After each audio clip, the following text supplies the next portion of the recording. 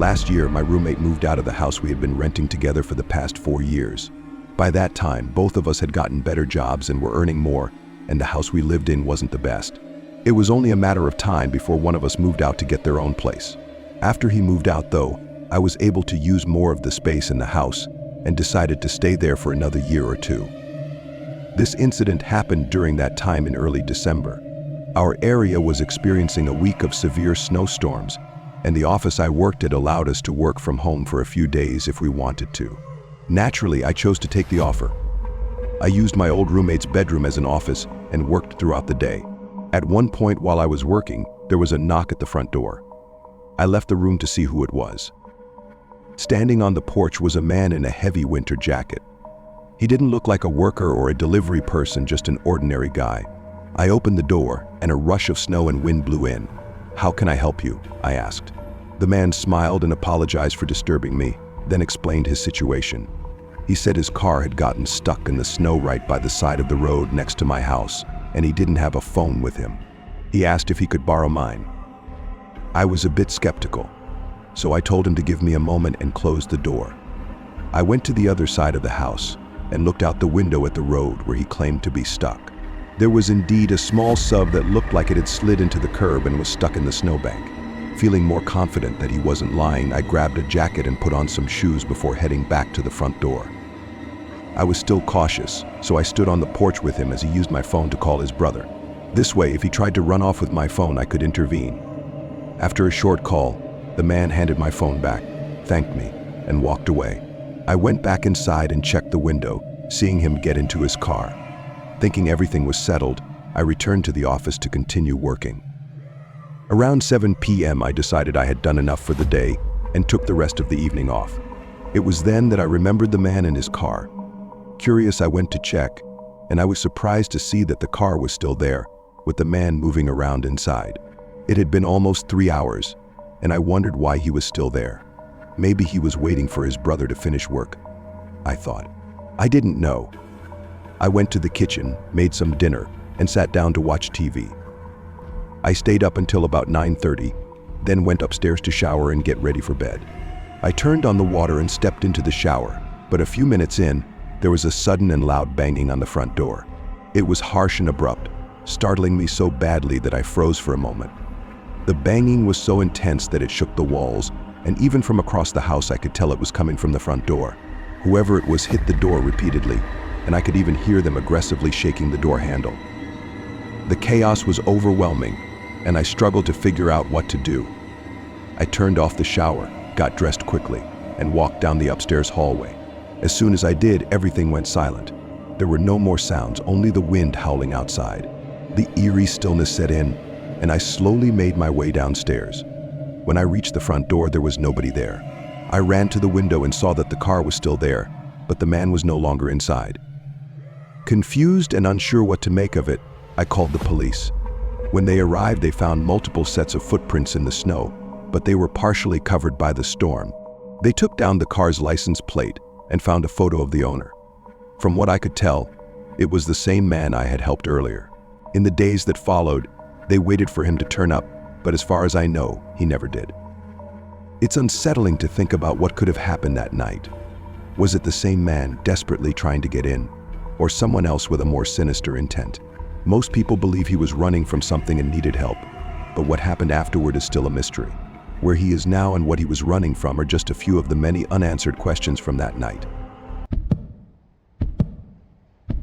I'm a 22-year-old woman, and my boyfriend and I shared a house that had its fair share of quirks. The incident I'm about to recount happened in December 2022. Let me set the scene a bit. Our humble abode sat in a neighborhood that didn't exactly scream safety first, and there always seemed to be something bizarre happening. Our house, right in the middle of it all, faced a narrow alleyway connecting our backyard to the property next door. Our neighbors weren't the friendly, chatty type. Their house fronted the main street and looked all fancy. Our backyards were separated by a rusty chain-link fence with a gate and emergency access only deal specified in the house deed. The alleyway was so narrow that even my boyfriend's hulking pickup truck had to do some serious maneuvering to squeeze through. To add to the feeling of being trapped, Our neighbor's parked car blocked the view of our house from the main street.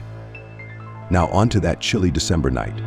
I was home alone because my boyfriend got called into work unexpectedly.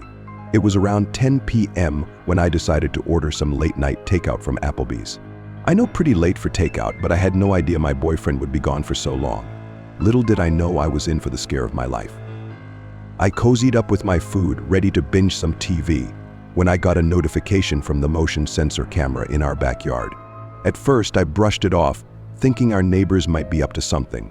But when I checked the live feed, I froze. There was a man crouched near our entrance gate holding what looked like a white plastic bag. Another shady figure was lurking near a tree on the opposite side of our yard.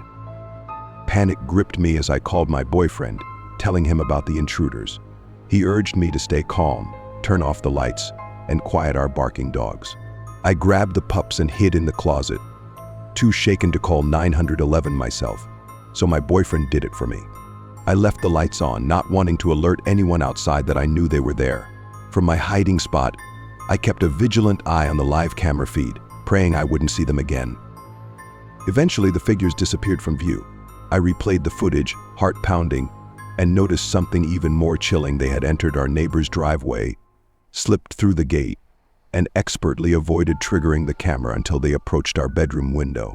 The motion-activated light finally came on, and the camera's robotic voice announced, "Hi, you're now being recorded." Our bedroom window, the biggest one in the house, would have been an easy target if not for the hefty wooden dresser blocking their way. My boyfriend called back to say the police were on their way and told me to stay alert. After what felt like an eternity, I saw the red and blue flashing lights outside. The officers seemed confused, trying to figure out which house was ours, so I ran out to meet them. I explained everything, and my boyfriend arrived soon after to give his account. We showed the officers the footage, but the intruders had vanished. The police documented the incident but couldn't do much beyond that. One of the officers suggested the men might have been after something specific in our yard. Our backyard was full of random items: a concrete mixer, a couple of bikes, a kiddie pool for our dogs, and even a bike track. If they'd tried to steal any of that, I might have been annoyed but not terrified. What unnerved me was how well they knew our yard's layout, from the gate to the camera placements. For days after, I couldn't shake the fear of being home alone at night. The police did a neighborhood sweep, but never found anything more. That sense of unease clung to me, and soon it turned into something far more sinister. One evening, as I was getting ready for bed, the house felt different. The air seemed heavy with dread, and every creak sounded ominous. I tried to dismiss it as paranoia, but then I heard a faint, rhythmic tapping on the bedroom window. My heart stopped. I stood frozen, eyes locked on the window as the tapping continued.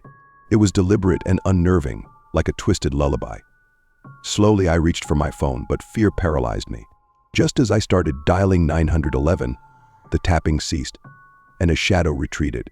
When the police arrived, they found evidence: smeared fingerprints on the window, footprints in the flower bed, and signs of a forced entry attempt. Despite increased police patrols, the feeling of being watched never left me. When my boyfriend returned from work, he found me on the verge of a breakdown. We decided to beef up our home security, installing additional cameras and reinforcing the windows. One night, we received a chilling alert from our security app. When we checked the footage, we saw a strange, deranged-looking man silently moving through our living room. His eyes were filled with madness, and just as he stared into the camera, the feed cut out. My boyfriend and I exchanged terrified glances, both wondering how the hell did he get inside without us. Hearing a cold shiver ran down my spine, and I whispered for my boyfriend to stay in the bedroom. We didn't make a sound, and the eerie thing was that we hadn't heard any footsteps. It was as if he was hiding, waiting to pounce.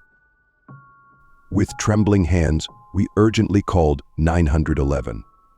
The police arrived quickly, storming the house, but they found nothing.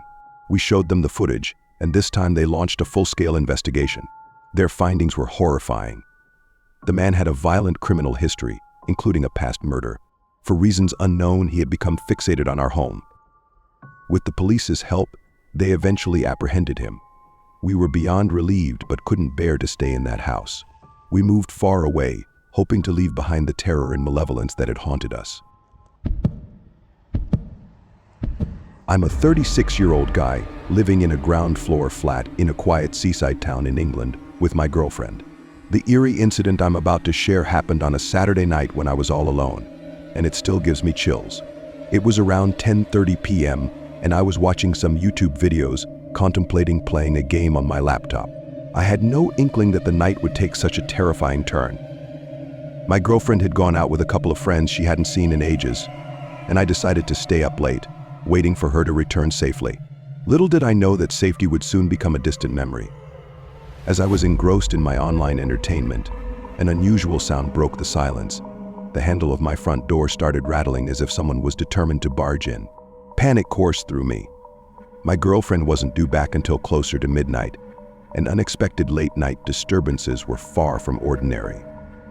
Fear and curiosity compelled me to investigate. I tiptoed toward the door, and as I got closer, the rattling abruptly stopped. My heart pounded as I peered through the peephole, and what I saw made my blood run cold.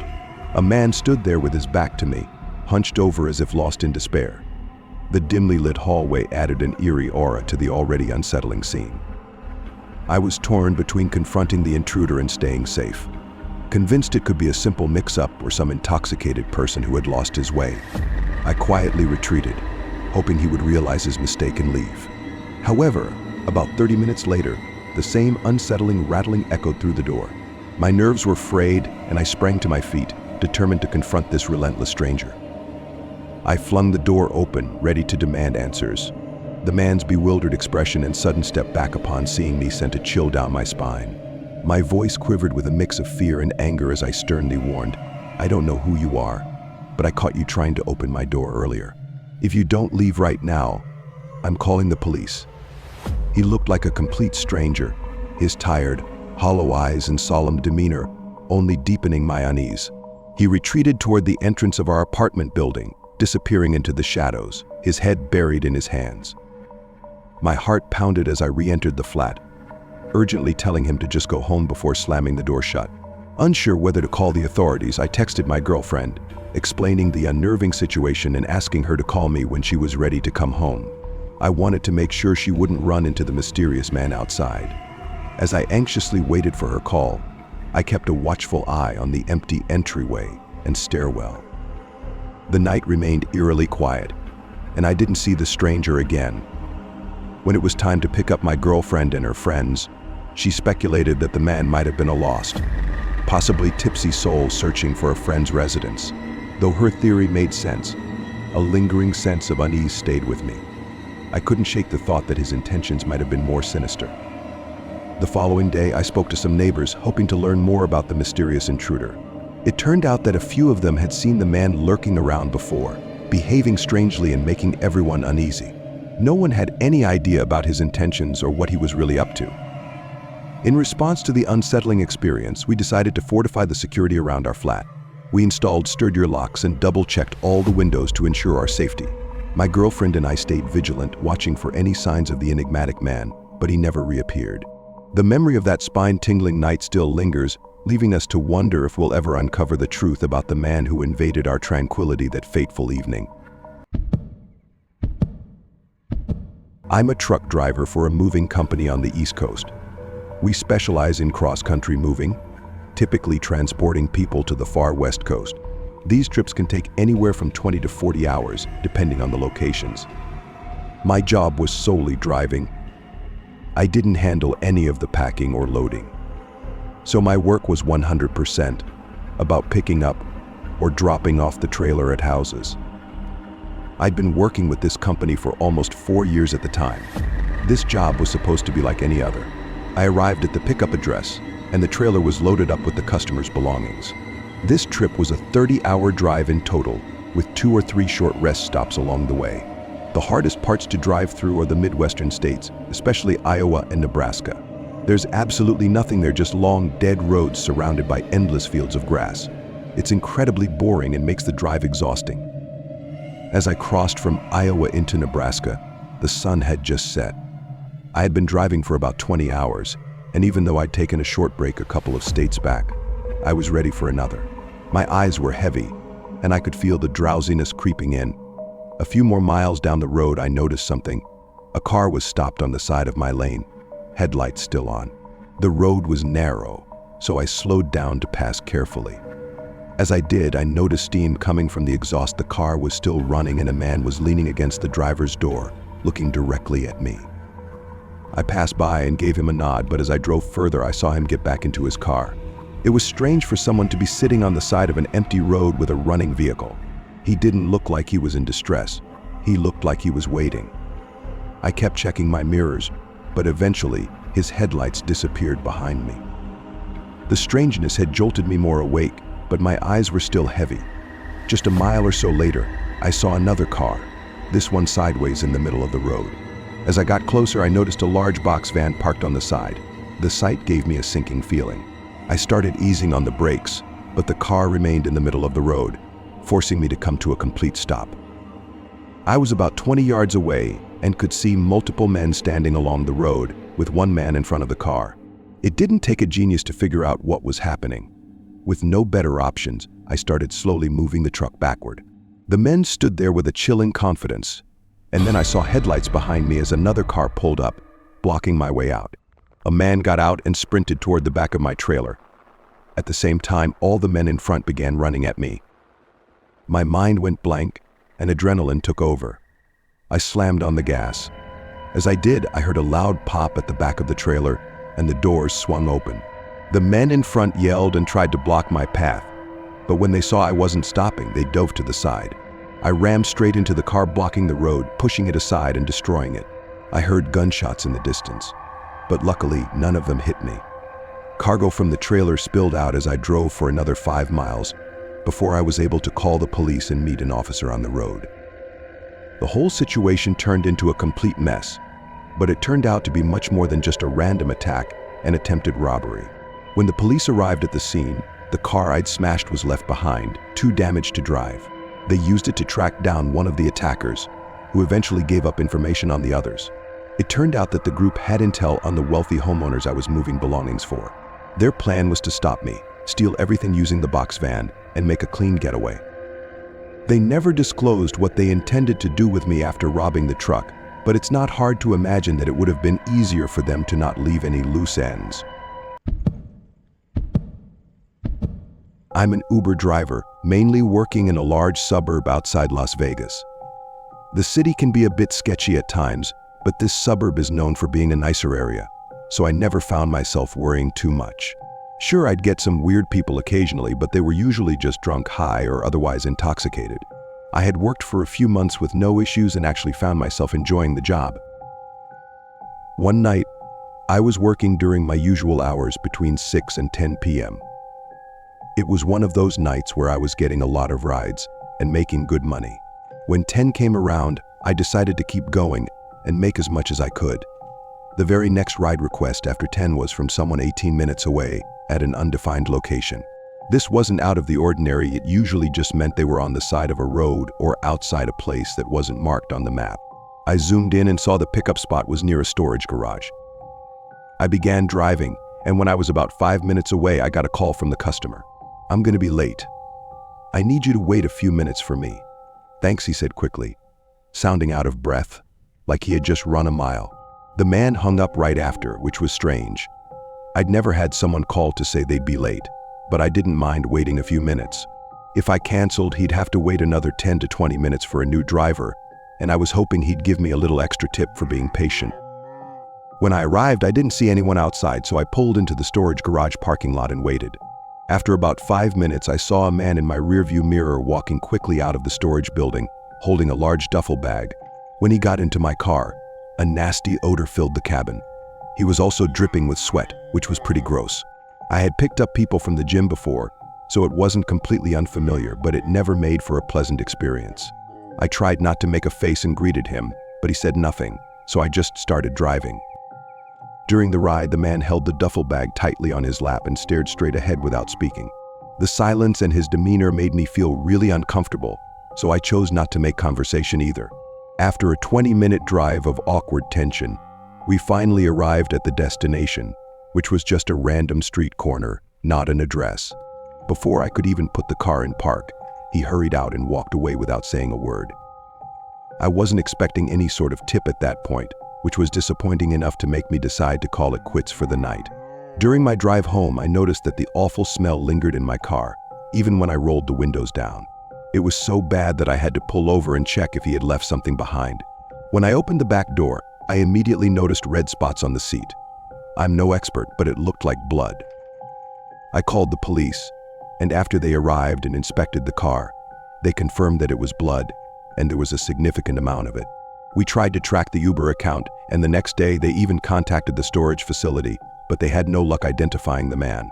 Reflecting on it, I'm convinced that guy did something terrible just before I picked him up. He was sweating profusely, carrying a duffel bag that appeared to be blood-soaked, and he used fake accounts for both Uber and the storage unit. It really made me realize that even in places considered nice and safe, there are still dangerous people doing awful things. I took a week off from driving for Uber after that, but eventually I got back to it. Now, though, I'm much more cautious about who I pick up. I was driving for DoorDash over the weekend to make some extra money. I worked a day job, so I could only start driving later at night. When I started, it was a little past 9. I got my first order, delivered it, and then drove back to the area with the restaurants. I drove in circles for a while, maybe 10 minutes, without getting a single order. It was late, but on weekends there's usually a decent number of orders coming in. Finally, one popped up and I accepted it, though it was a small order with a small tip. After delivering that, I waited in a parking lot for almost 20 minutes before the next order came through. It wasn't ideal to wait so long between orders, especially when the deliveries didn't pay much, but some money was better than none, so I accepted it. I picked up the order from Taco Bell and counted the items to make sure it was correct: 2 tacos and some packets of hot sauce. The delivery fee was probably more expensive than the food itself. After confirming the pickup, I got the directions to the house, which was 10 minutes away in a regular neighborhood. A few minutes into the drive, I stopped at a red light. There was almost nobody on the road at this time of night, so I was just sitting there at the empty intersection, waiting for the light to change. A truck pulled up next to me, and I glanced over. The man in the truck caught my attention, making me turn my head fully. He was leaning out of his window, looking into my car, not at me, but at the DoorDash bag in the passenger seat. I looked forward and noticed the light had turned green, so I pressed the gas. I had no idea why he was looking in my car, but it was clear he was interested, and he didn't even try to hide it. I checked my mirrors, and the truck had switched into my lane, keeping a good distance behind me. As I continued driving, the truck stayed back but followed the same route. I couldn't be sure if he was following me or if it was just a coincidence, since the road was a straight shot until I turned into the neighborhood.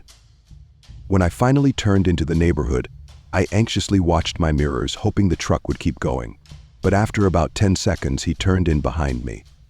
There was a chance he lived there, but after seeing him looking into my car earlier, I felt justified in being suspicious. The route had me make a few turns in the neighborhood before taking me to the final road where the delivery address was. When I turned onto the street, I immediately saw a dead-end sign a few houses down. I braked and pulled over, staring into my rearview mirror. The truck pulled in behind me and parked. As I sat there trying to come up with a plan, the truck stayed put with its headlights shining into my car. Then I got a text from the DoorDash customer asking when their delivery would arrive. That's when it all clicked. The man in the truck was likely the customer, waiting for me to get out of my car. Even though I understood what was happening, I had no clear way to get out of the situation. A minute passed as I panicked, trying to think of an escape. Then, the man got out of his truck. He walked down to my car but stopped by the trunk, staring at me through the back windshield. It was a tense moment that made my mind race with fear. Suddenly, he slammed something into the rear windshield, shattering the glass. I threw the car into drive and floored it, just as the man jumped onto the back, trying to crawl through the broken glass. He fell off when I made a tight U-turn, and with the time it took him to get up, I managed to carefully maneuver around his truck and speed away. I saw him stumble across the street as I left, and I immediately called 911. When the police arrived, all they found were the shattered pieces of glass in the road. I'm very grateful to have gotten away with nothing more than a broken windshield, but the experience left me shaken for months. I can only hope that man isn't still out there, trying to trap other people and do who knows what. I do Uber Eats on the weekends and sometimes on days when school is out. This happened just a couple of weeks before the holiday break. It was a Friday night, and I didn't have any plans, so I figured I might as well make a few bucks. instead of being bored and lying around the house all day. I started driving and set up the app to begin getting orders. It wasn't snowing, but it was really cold and windy, and there was still a thin layer of snow on the roads from earlier in the day. I think it was around 6 p.m. when I started. I completed a few orders before I got one to pick up from a nearby Burger King. Once I picked up the food, I checked the app to see where I was supposed to deliver it. At first, it was clear that it wasn't a house address. When I zoomed in, I got more confused, seeing that it was at the corner of 2 streets, looking like it could be a gas station. Even though it was unusual, I clicked Begin Route and started driving. I didn't think much of it at first, just that it might be an awkward interaction since I'd probably have to find the person in the parking lot and give them the food directly. Usually I never see the customers and just do a quick drop-off. As I got closer and arrived at the intersection, I saw that it was indeed a gas station. The place looked normal enough, but there weren't any cars in the parking lot. I pulled in and parked in one of the spots at the back, then stayed in my car to look around. The app should have notified the customer that I'd arrived, so I expected someone to come out. Even after a couple of minutes, though, no one showed up. I sent a text through the app, letting them know I was in the parking lot and waiting. After that, I got out of my car to get a better look around. The whole intersection was empty, with no cars passing by, and all the stores across the street seemed closed for the night. The longer I stood there, the more uneasy I felt. I checked my phone again, but still hadn't received a response from the customer. I was about to get back in my car when a truck pulled into the gas station. It passed the pumps and drove right up to me, parking just a couple of spots away. It was an older, dark red pickup with tinted windows. My first thought was, why would they order delivery if they were just going to drive here anyway? Before, I thought maybe the person was a worker at the gas station or had some other reason for being here, but now it felt much more suspicious. The driver's door opened and a man stepped out. He looked very disheveled, like someone who had been living on the road. His clothes were dirty, stained, and torn. I held up the bag with a slight smile, but he didn't even glance at it. Instead, he kept his eyes locked on me as he approached, and something in my gut told me to leave immediately. I set the bag on the ground, and almost right away, the man started walking faster, like he knew I was planning to leave. I jumped back into my car and began backing out just as he reached my door. Then he ran back to his truck, leaving the food on the ground. As I pulled out of the gas station, I saw him back out quickly and speed toward the exit I was leaving from. I floored it, running a red light and speeding down the road until I reached an area with more cars. The truck followed me for a minute but eventually turned away. Once I felt safe, I called the police. But nothing really came of it. In the heat of the moment, I hadn't even thought to check the man's license plate. And thinking back, I'm not sure the truck even had one. I don't know what his intentions were or what would have happened if I hadn't left when I did. The thought of how close I came to finding out is still terrifying. I do deliveries for my local Papa John's. I'm in college, so it's one of the few jobs I could manage with my schedule. A few of my friends work here too, but since we're all delivery drivers, we don't really see each other much, even when we have the same shifts. Anyway, this happened last December while I was picking up some extra shifts before Christmas. That night, it was snowing heavily, making deliveries take longer than usual. We were also getting more orders than normal. I was never too stressed about work, but having to go non-stop for hours was definitely exhausting. At 9:30, I grabbed my next set of orders and got into my car to pull up the directions. I had 2 deliveries, and the houses were only 5 minutes apart. But both were pretty far from the restaurant, about 15 minutes away, which turned into 25 minutes with the snowy conditions. The first part of the drive was uneventful, but soon the route took me into a less visited part of town. The houses were older, and most of the shops had closed down. It was the type of area people rarely visited unless they lived there. After about 20 minutes, I pulled into the neighborhood and drove down a deserted road. Most of the houses looked empty, and there were no cars parked on the street. When I arrived at the first address, I parked and walked up to the front door. An older man answered, paid for his pizza, and was very kind. Then I returned to my car to set the directions for the next delivery. This one took me deeper into the neighborhood, where the houses became more spread out and the area more isolated. By the time I reached the second address, there were no houses nearby, just trees surrounding the place. I parked on the street and walked up to the front door, knocking and waiting on the porch. It was freezing cold, and the snow soaking into my clothes didn't help. After a moment, the door opened to reveal a middle-aged woman. She looked like she had just woken up. Her hair was messy, and her expression was tired and blank. "I have your order for 2 pizzas," I said, holding out the boxes and giving her the total. She took the pizzas, placed them on a nearby table, and told me to wait while she got the cash. Another minute passed before she opened the door again, slowly counting the bills and talking in a distracted way. Something about her seemed off. It's hard to explain, but her behavior felt strange, and the way she tried to make small talk made me uncomfortable. She asked how my day was and other mundane questions, but it seemed like she was stalling. Feeling uneasy, I glanced back at my car, hoping to distance myself mentally from the situation. That's when I noticed a man standing next to my car, peering into the windows and fiddling with the door. When I turned back to the woman, her expression had changed to one of anger. I realized too late what was happening. She lunged forward and grabbed me, shouting to the man by my car. He turned and started running toward us as the woman tried to pull me into the house.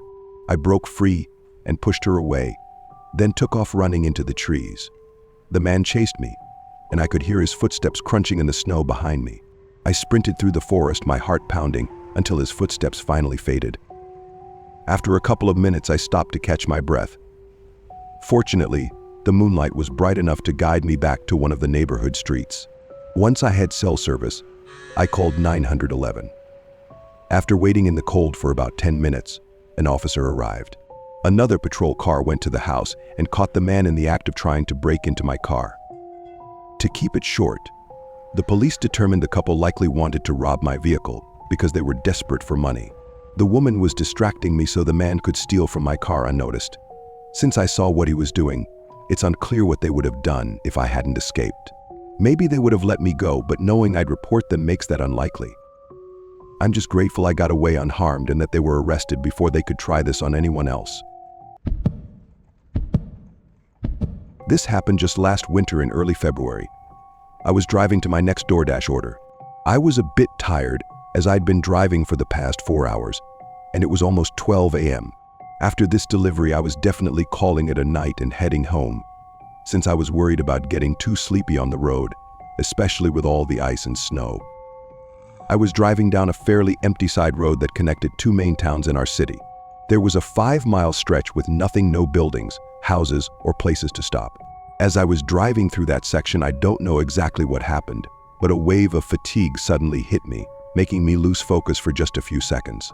Unfortunately, that was all it took. I must have hit a patch of ice and slid toward the side. Although I snapped back to attention, it was too late.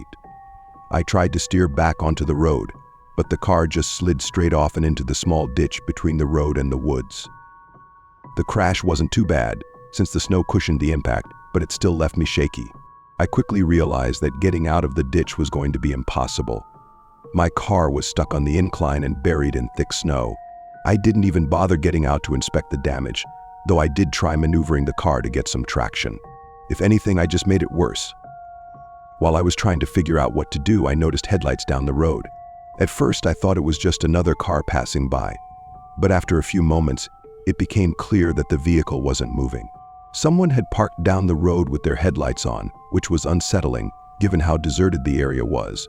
The car wasn't close enough to have stopped to help me, but it wasn't far enough away to have missed seeing my headlights. I pulled out my phone and called my dad, knowing he'd still be awake and hoping he could help. I'd never been in a situation like this, so I wasn't sure what to do. He said he'd call roadside assistance and then drive over to wait with me. I felt relieved, knowing he'd be there soon. I looked back out at the road, searching for the car I had seen earlier, but now the headlights were gone. It was too dark to see anything that far without light, so I couldn't tell if the car had driven away or if the driver had turned off the lights. The more I thought about it, the more it creeped me out. I kept my eyes on the road, my paranoia growing. The silence didn't help either. The only sound was the wind outside my car, making everything feel even more eerie. After about 3 minutes of waiting, I saw a figure walking toward my car. He was coming from the direction where the headlights had been. I watched as he made his way through the snow, stopping about 15 feet from the front of my car. He just stood there, facing me but not moving. He wore a hoodie that obscured his face, and the way he stood, illuminated by my headlights, was terrifying. I honked my horn softly a few times to let him know I was there and could see him, but he didn't react or move. Just as I was reaching for my phone to call my dad again, the man turned around and walked away, disappearing into the darkness down the road. I called my dad to tell him about the strange person, and he said he was only a minute away. This time I stayed on the phone with him. Only 30 seconds later, I saw headlights turn on down the road and begin moving toward my car. The vehicle pulled up across the road from me and parked, turning off its lights. I couldn't see over the ditch, but I heard a car door open. I shouted to my dad on the phone, telling him what was happening. Suddenly, my dad's car pulled up in front of mine, screeching to a stop. I heard him yell at someone, and then the car across the road sped off. My dad later told me that the guy was holding something in his hands that looked like he was preparing to break into my car. Thankfully, everything turned out okay, and my car didn't have much damage. I'm not sure what would have happened that night if my dad hadn't arrived when he did, but I'm incredibly lucky I didn't have to find out.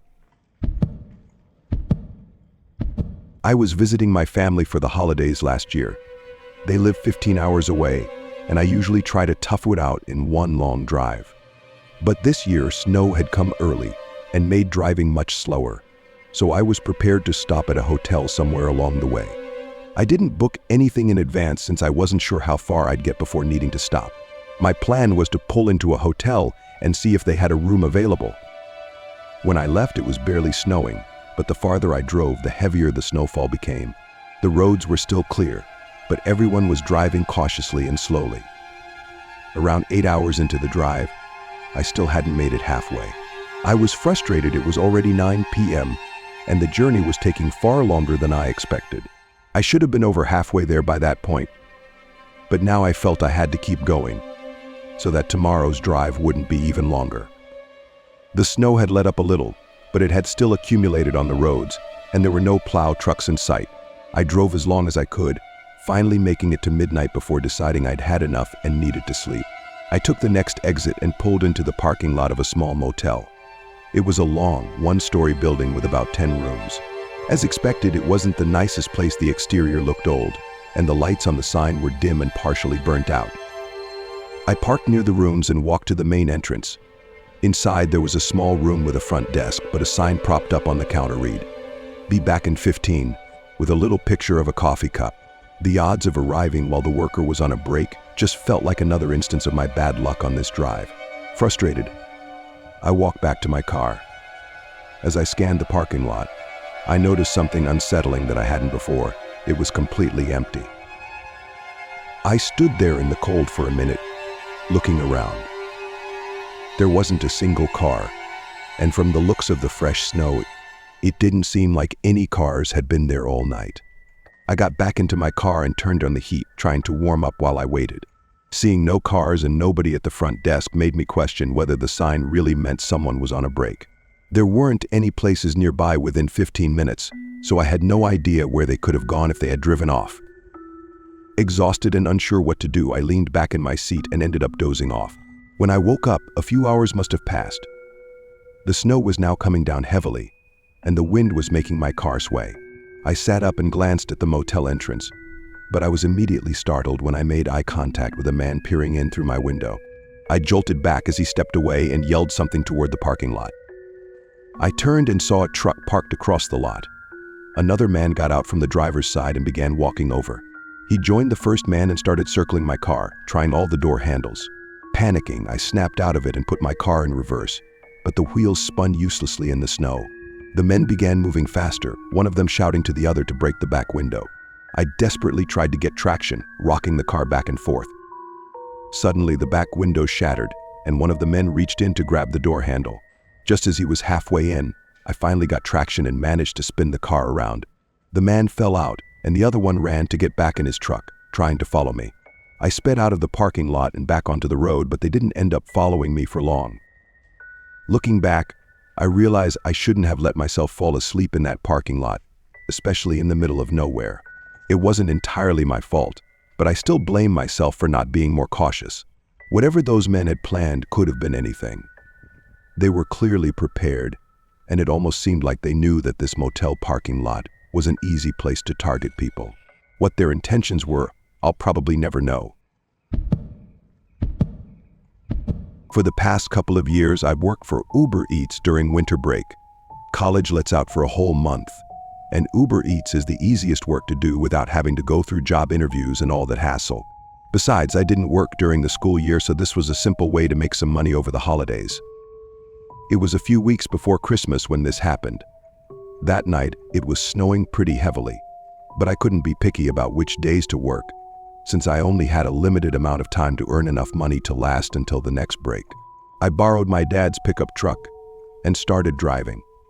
The snow must have kept a lot of other drivers at home, because I was getting orders non-stop, and they were big ones, the kind that pay really well. I'd been working for about 3 hours when I got an order to pick up from a drive-thru. The house was 20 minutes away, but the tip and overall pay were great. There wasn't anything unusual about the order. It was just like any other. I picked up the food and headed to the house. From a quick look at the map, it seemed to be in a nice neighborhood on the other side of the county. I'd been around that area before, but never deep inside the neighborhoods. By the time I got there, it was 11 p.m., and the snow had really piled up on the roads. I was also getting tired, so I decided this would be my last delivery before heading home and working again tomorrow. As I drove through the neighborhood, I noticed the houses were enormous and spaced far apart, sitting on large plots of land. However, none of them seemed very new. They had that older mansion-style, massive but lacking modern features. It took me a while to reach the address I was delivering to. The driveway was buried under at least a foot of snow, so I parked on the road and trudged up to the house, getting snow all over my pants and shoes. I noticed that none of the lights were on, and there was a piece of paper taped to the front door. When I got up to the porch, I took a closer look. The top of the page said notice in big red letters, and the first few lines mentioned it was issued by the county. Before I could read further, I heard footsteps crunching in the snow behind me. I turned around and saw a man approaching from around the garage. He had a short buzz cut and was wearing a dirty jacket. "Just dropping off your order," I said, trying to break the silence. The man kept walking toward me without saying a word. When he got closer, I could tell something was off. It was just a gut feeling, but his cold, tired eyes made me uneasy. He held out his hand for the bag, so I gave it to him, but he didn't move or head inside. He just stood there on the path, blocking the way to the driveway. As the seconds passed, I realized how strange it was for him to be outside in the snow, and even stranger that he didn't seem to be going back inside with the food. "Have a good night, sir," I said, stepping aside and trying to walk past him. The man stayed where he was, then suddenly turned, and out of the corner of my eye, I saw him swing his arm as if trying to grab me. I stumbled back, and he started stepping toward me, saying, "Come with me," while reaching his hand out. Panicking, I backed away as fast as I could through the thick snow. The man continued to chase me, yelling at me to stop running. Once I managed to get better footing, I outran him, jumped into my truck, and backed out before he had a chance to reach me. As I drove away, I glanced in my rearview mirror and saw him standing in the driveway just watching me. I called the cops once I was out of the neighborhood. Later that night, they told me the house wasn't currently owned by anyone, which likely explained the notice on the door. What the man was trying to do is still a mystery, but that whole situation has left me on edge. Now, whenever I pull up to a house with all the lights off, I can't help but wonder if I might encounter that same man again. 2 years ago, I spent Christmas with my roommate. We were both in college and were splitting the rent on a small home in the suburbs near campus. Neither of our families were really big on Christmas, and we were also kind of broke, so we stayed home for winter break. We did a bit of decorating and got each other some cheap little gifts to have our own small Christmas. But other than that, we mostly planned on watching movies and maybe going to a party later that night. On Christmas Day, we opened our gifts and hung out. Around 5 p.m., my roommate decided to go to a party by the campus. I had planned on going too, but for some reason I felt tired and wasn't really in the mood to go out. I encouraged him to go without me, and he took me up on the offer, heading out by 6. I sat back, ate some junk food, and watched TV to relax. By around 8 p.m., I felt restless and wanted to do something. With nowhere open, I grabbed my jacket to go for a walk, to look at the houses decorated with Christmas lights. It was cold outside, but not freezing. I wandered around the neighborhood and eventually walked through one of the nearby parks. While on a wooded section of the path, I passed a man sitting alone on a bench. This part of the path was surrounded by trees and far from any houses, and seeing him there alone was a bit unsettling. When I walked past him, he looked up at me and gave me a really cold, unsettling stare. It was strange and made me curious and a little uneasy about why he was out there. I picked up my pace, reached the end of the path, and turned back toward home. The whole way back, I couldn't stop thinking about the man and the bad feeling I had from his stare. When I got to the house, I opened the front door, stepped inside, and closed it behind me. As I was taking off my shoes, I heard a sudden thump right outside the door. It startled me because it happened so quickly after I'd gotten inside. I leaned over and looked through the peephole. It was the man from the path, standing on my porch and staring blankly at the door. His expression was completely devoid of emotion, no smile, no frown, just empty. I cracked the door open a bit. "Are you okay?" I asked. The man looked at me with those emotionless eyes and said nothing. I asked again if he needed any help, but he still didn't speak.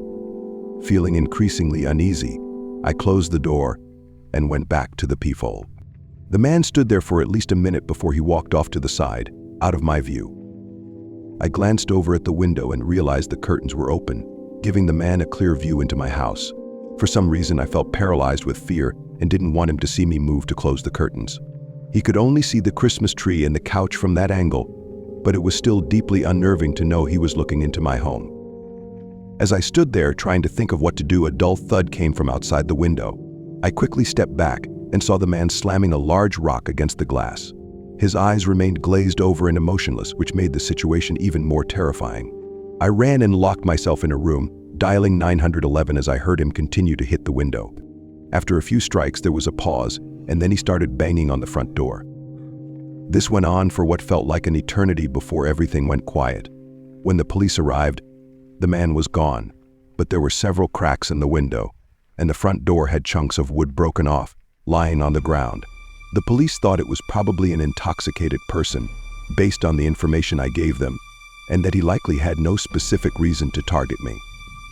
Whatever the case, the way he acted was terrifying, and if he had managed to get inside, there's no telling what could have happened. Last December, I traveled across the country to meet my parents and siblings for Christmas. My parents had a decent-sized house, so we would usually all stay there, sleeping on the couch or in the spare bedrooms. Because of that, I didn't bother booking any hotels. Even for the drive, which was 10 hours long, I didn't see a need to stop halfway and waste a whole night. I left early on the 23rd, planning to arrive at the house around dinner time. As I started the drive, snow was coming down lightly. It wasn't too bad at first, but enough to slow down traffic. This went on for a few hours until, suddenly, it started pouring. Within 30 minutes, it went from a light snowfall to an intense blizzard. With strong winds, it became nearly impossible to see anything in front of me. Most other cars pulled off to the side of the road, but I stubbornly tried to keep going. I drove in those terrible conditions for almost an hour, having a few close calls before deciding I'd had enough. I pulled into a motel and sat in the parking lot, hoping the snow would let up. There were a lot of other cars there, likely people also waiting out the storm. As the sun started to set, it became clear that the storm wasn't going to stop anytime soon. Reluctantly, I went inside and got a room. I went to my room and lay down on the bed. It was around 8 p.m., and I decided to try to sleep for a few hours. I set an alarm on my phone for 11 and dozed off. But when I woke up, something felt off. I glanced at my phone and saw that it was just before 2 a.m. My alarm hadn't gone off. Confused, I got out of bed and went to the window. The parking lot was almost empty now, but it was still snowing heavily. I sat back on the bed and, after thinking it over, decided to stay put for the rest of the night and hope for better weather in the morning. As I lay down again, calmer now, I suddenly noticed a cold breeze blowing through the room. I could hear the wind clearly. I sat up and saw that the window at the end of the bed was cracked open. I got up and shut it, but I was almost certain it had been closed when I went to bed. It was something I definitely would have noticed given the storm outside. A surge of adrenaline hit me as worry set in. I stood still, listening for any noises, and then cautiously began checking the room for signs that someone had been there. I didn't find anything until I looked at the door. Both locks were now open. Someone had unlocked the door from the inside. My heart sank, and I locked the door again, backing away while running through every possible, horrifying scenario in my mind. I started packing my things, preparing to leave as quickly as I could. Suddenly, the door handle rattled. I froze, watching as it moved back and forth, as if someone was trying to force it open. Then it went silent. I waited for a long, tense minute before creeping toward the door to see if it was safe to leave. Peering through the peephole, I saw a man leaning against the door, listening. I held my breath, terrified. A few seconds later, he suddenly rushed away from the door. I didn't waste any time. I quietly left the room, got into my car, and pulled out of the parking lot. The roads were empty and had just been plowed, so I was able to drive through the storm. It took longer than it should have, but I eventually made it to my parents' house. I still shudder to think about what that man had planned. He had obviously been in the room while I was sleeping and unlocked the door. What he wanted and why he returned, I'll never know. But if I hadn't woken up when I did, just a minute later, things might have turned out very differently. This happened in 2015. I had just moved into a small house far from my hometown the year before, so I was still getting used to the area and hadn't met many people yet. I worked from home as well, which made it even harder to socialize. Anyway, for Christmas, I had no plans at all. My family was too far away, and I didn't have enough vacation time to visit them, so this was going to be my first Christmas alone. On Christmas Eve, I stayed up working, figuring I'd get ahead on some tasks so I wouldn't have to worry about doing anything on Christmas Day. I was in the living room working and listening to music when I heard something outside. I pulled out one of my earbuds and listened but didn't hear anything else, so I got up and looked around. With my earbuds still in, it was hard to tell where the sound had come from, but I was pretty sure it was outside the house, not inside. I looked out the back window and didn't see anything, then moved to the front window and saw nothing there either. But when I checked the front door, I noticed a set of shoe prints in the snow on the porch. They led right up to my doorstep and then back out to the driveway. There was no mail dropped off or anything else left behind, just the shoe prints.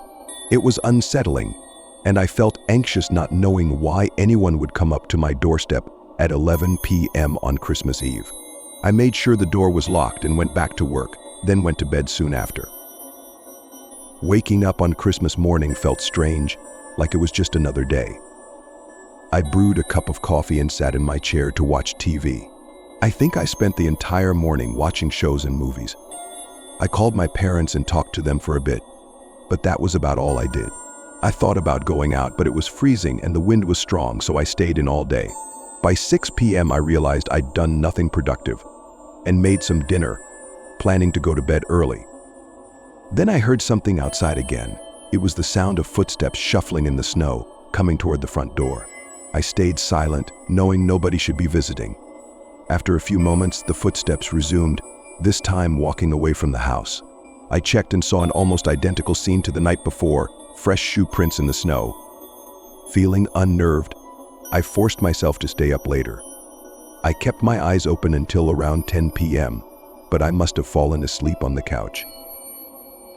When I woke up, the TV was still on, casting light around the dark room. I sat up, paused the TV, and got up to go to my bedroom.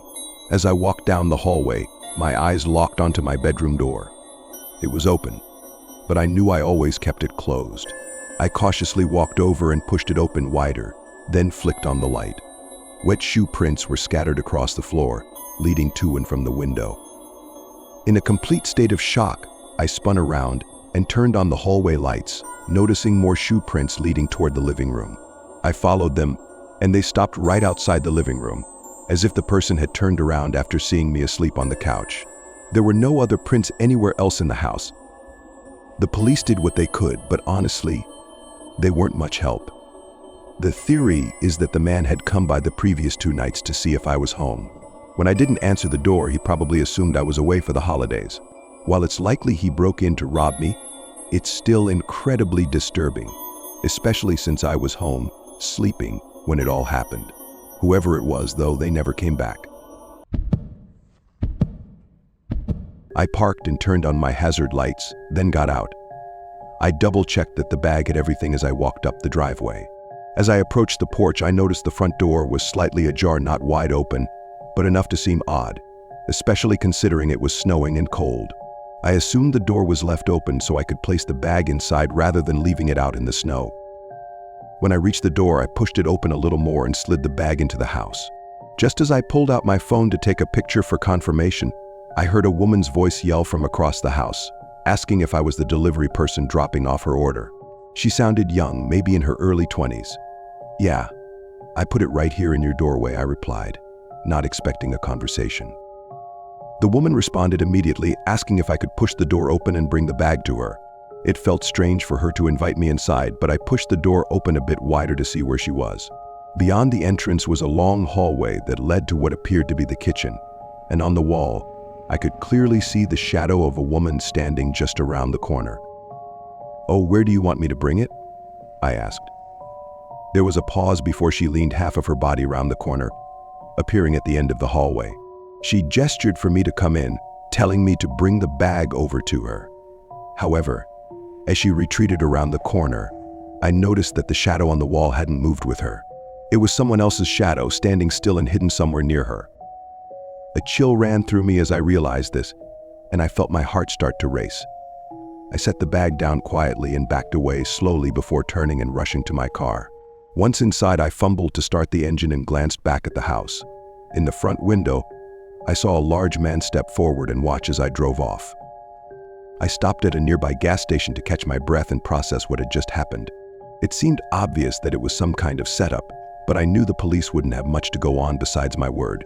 I did report the incident, but when the officers went to the house, the woman denied that anyone else had been there and refused to let them search. To this day, I don't know what the woman and the man had planned.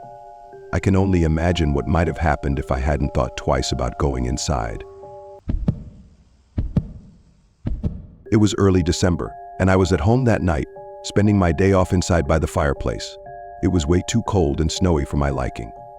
I got a bunch of things done around the house that needed attention, but otherwise, it was a relaxing day. I had the news running in the background, and they were warning of high winds and possible blizzards expected to start that evening. By 5 p.m., I was already noticing the worsening conditions outside. I sat on the couch and switched to a different channel. By 7 p.m., I could hear the wind slamming against the house, and it really did sound like a full-blown blizzard. Curious, I got up and went to the window facing the backyard to check it out. At first, all I could see was snow pouring down, reducing visibility to almost nothing. But then I noticed something else, a figure walking through my backyard. My backyard was pretty large and didn't have a fence, so it wouldn't have been completely unusual to see someone passing through, if not for the severe blizzard outside.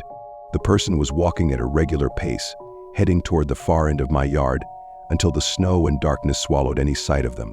I stayed by the window for a minute, hoping to catch another glimpse and figure out what they were doing, but I didn't see anything else.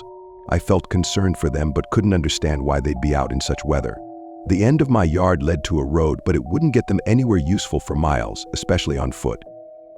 I went back to watching TV, but I couldn't shake the feeling of unease. Only 5 minutes later, there was a knock at the door. I went over and cracked it open. Standing there was a man in a heavy winter jacket. His nose was bright red, and his face was pale, like he'd been out in the cold for a while. I couldn't be sure he was the same person I'd seen in my backyard, but my immediate guess was that it was him. "How can I help you?" I asked. The man gave a faint smile and, through chattering teeth, explained that he was waiting for a ride to pick him up. He asked if he could come inside and warm up for a few minutes until his ride arrived. I hesitated, actually considering it. In extreme weather, it's easy to think you'd never let a stranger into your house. But when someone is practically freezing to death on your doorstep, the situation becomes far less clear-cut. I told him he could wait on the porch, which was sheltered from the snow, and offered to give him an old jacket if he needed it. The man didn't seem too happy, but nodded and sat on a chair on the porch. I closed and locked the door, then went upstairs to grab the old jacket. It was way too big for me and in terrible condition, but in this situation, that didn't really matter. I picked up the jacket and headed back downstairs, about to unlock the door. But something made me pause just before opening it.